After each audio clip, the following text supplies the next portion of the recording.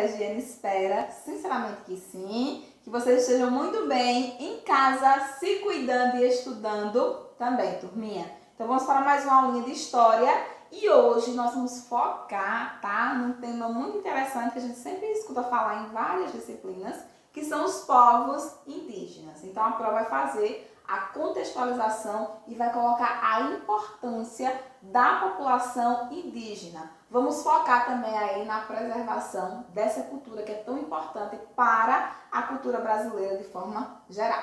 Então fiquem com a explicação da PRO a partir de agora. Movimentos indígenas. O que são esses movimentos? São essa luta, essas reivindicações que esses povos fazem hoje para se representar. Então hoje eles precisam fazer essa luta, né? Começar essa luta para ter esse reconhecimento. É importante vocês observem aqui, eu coloquei bem destacadozinho para vocês observarem que o que é que esses povos buscam a partir desse movimento indígena.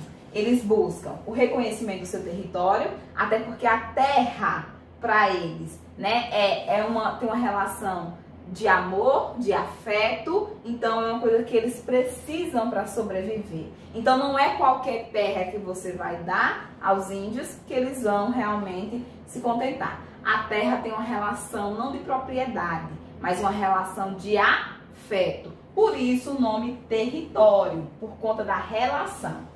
Defesa de sua cultura, de sua língua, né, de sua dignidade. Então, os movimentos, principalmente aqui no continente americano, precisam justamente disso, né? Eles lutam principalmente por isso, né, por esse reconhecimento e pela preservação da sua cultura.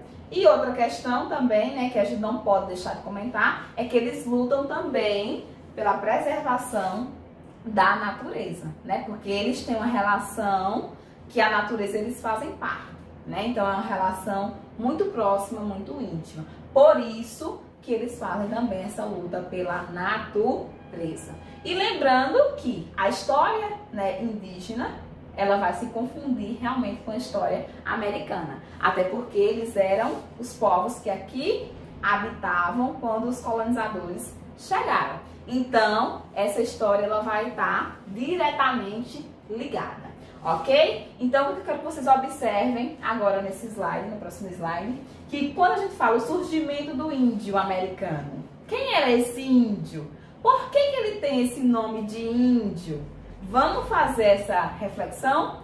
Então, quando se chega aqui na América, dá o nome a esses nativos de índio, por quê? Porque eles estavam querendo chegar em um espaço, né, no Oriente, que se chamava Índia. Então eles estavam querendo chegar às Índias. E como eles, né, esbarraram com esse espaço que é novo mundo, que eles não conheciam, eles deram o nome dos habitantes aqui de índios. Por isso a gente chama eles, né, atualmente assim. É sempre bom e importante a gente relembrar esse fato. Outra coisa é a questão da dizimação dessa população. Eu estou falando o quê? Da diminuição da quantidade desse povo, né? A diminuição da quantidade com relação a esse povo. Então a gente mensura, né? A gente vai mensurar. Poderia até ser bem mais. 6 milhões de nativos quando, né, os portugueses chegaram aqui no Brasil. Não estou falando não é do continente americano, não, é no Brasil agora, né? 6 milhões. Hoje, né, nos registros, a gente não chega a ter, né, esses 400 mil. Percebam aí a degradação dessa população aí, né, que acontece muito por isso. O que levou a essa diminuição da população?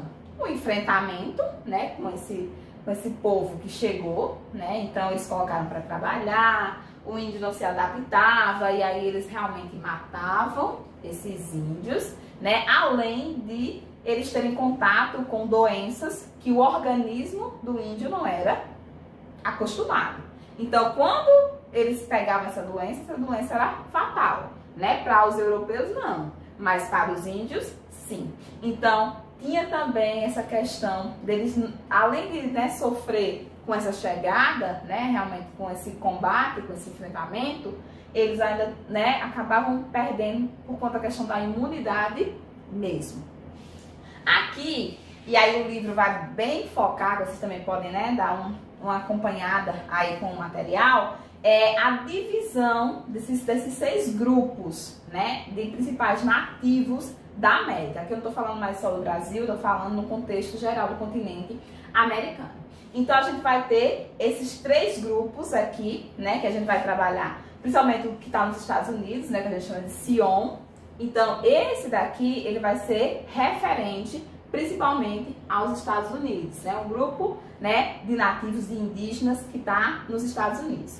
Aos tupis guaranis, né, os povos tupis, que é importante aqui para o Brasil, né, que é realmente nossos índios, os incas, principalmente no Peru, os maias na América Central e os astecas no México.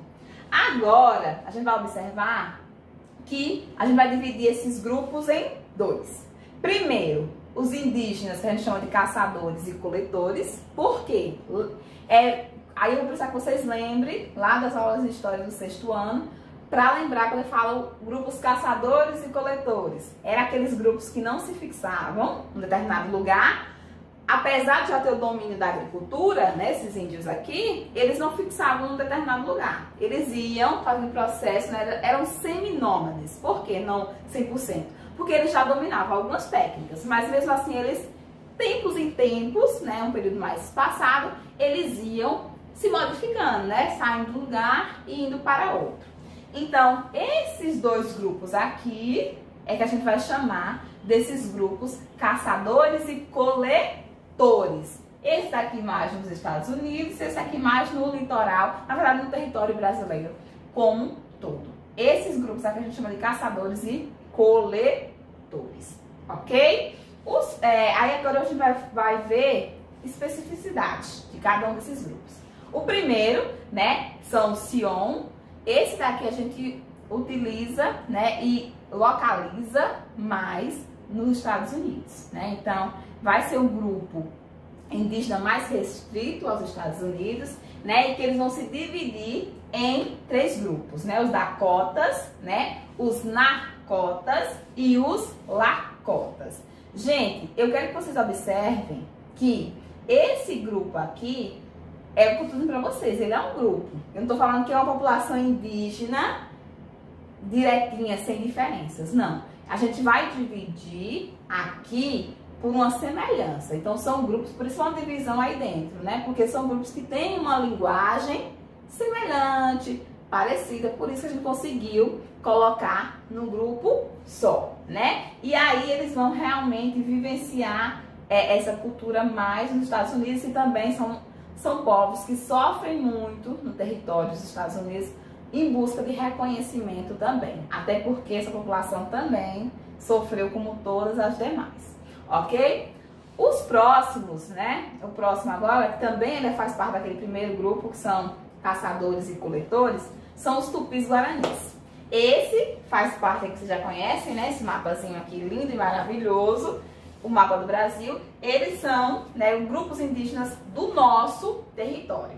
Como eu falei para vocês, são povos que têm uma língua semelhante. Por isso que a gente chama, né, de tupis guaranis. Né? Não é uma língua única, mas que se assemelha. E a gente diz que eles deram origem aqui na região da Amazônia, né? E que depois, com o passar do tempo, eles foram, né, se expandindo, até chegando ao litoral, que é quando os portugueses chegam, né, eles têm esse contato maior. Mas tem origem aqui, né, e aí eles vão se expandindo por todo o mapa. Então, os tupis, né, ajudaram muito, inclusive, na formação da nossa língua, né, na nossa língua portuguesa, que a gente fala aqui, né, português do Brasil. Então, eles tiveram uma influência grande, além da cultura, né, ser utilizada hoje, né, em diversos momentos. Então, os tupis guaranis aqui mais pra gente. E aí você já conhece mais informações também, ok? Vamos entrar aqui, gente, no segundo grupo, estávamos vendo os caçadores e os coletores, agora não. Nós vamos ver o grupo dos pré-colombianos, né? Então são os grupos indígenas pré-colombianos. Por que que eles são chamados assim? Porque, né, estavam antes de Cristóvão Colombo chegar na América. Então, esses grupos aqui, né, o nome é muito simples, então eu coloco aqui para vocês, é muito simples. Antes de Cristóvão Colombo chegar, tinha esses povos dominando. Então, por isso, pré-colombiano. E uma característica diferente, ele já tinha uma organização maior do seu território, das suas cidades, construções mais bem elaboradas. Por isso que eles são considerados, né, não caçadores e coletores, apesar de ter uma vivência muito da agricultura, da pesca, mas eles se fixavam com uma organização maior. Primeiro grupo que a gente vai ter dos pré-colombianos, né, desses povos aí, vai ser os astecas. Referente ao México, à cidade do México, né, esses povos aqui, eles já tinham uma organização bem maior. Viviam da agricultura, né, basicamente, mas tinham o domínio da astronomia, né? Então, assim, da arquitetura também muito bem elaborada. Então, os astecas, eles deixam um legado muito grande para o México inteiro, né? Os nativos do México, né? Essa organização muito importante e deixam muito para a cultura mexicana atualmente. Então, os astecas, a gente vai restringir a porção mais do México, mas também tinham contato com outros, né? Então aqui vai estar muito dentro do que a gente falava e já comentava em outros momentos sobre esses povos. O segundo grupo dos pré-colombianos são os maias. Ficam ali na porção da América Central. Então, na porção da América Central continental. Então, vão pegar aquele espaço todinho e, portanto, né, estão aí colocados em vários países. A cultura, né, desses povos. Então, eles tinham uma sociedade mais organizada, mais rígida, com uma hierarquia que devia ser seguida, né, que a gente precisava seguir, né? A questão religiosa também era muito forte para eles. Também tinham a questão da construção, só que não era tão enfatizado, né? A arquitetura maia era desenvolvida, ostentava obras grandiosas, mas eles não tinham aquela questão de deixar mais. Então era para aquele momento, eram construções mais momentâneas. E por último, mas não menos importantes, a gente vai ter os incas, né? Que vai estar ali referente à questão do Peru. Os incas já eram realmente símbolo da arquitetura, né? Tanto que a gente vai ter cidades ali. E também o povo mais misterioso. A gente não tem tanta informação assim. Então, os incas, inclusive assim, Machu Picchu no Peru, tem uma arquitetura belíssima por conta disso. Então, era um povo mais místico, né? Que respeitava muito essa questão religiosa, né? A natureza, e tinham então, essa formação mais de valorizar muito isso aí. Ok, gente? Então, aqui a gente conheceu, hoje, na aula de hoje, conhecemos esses povos indígenas. Vamos fazer, né, trabalhos a respeito deles. Eu espero que vocês tenham compreendido essa divisão. E estudem e até a próxima aula.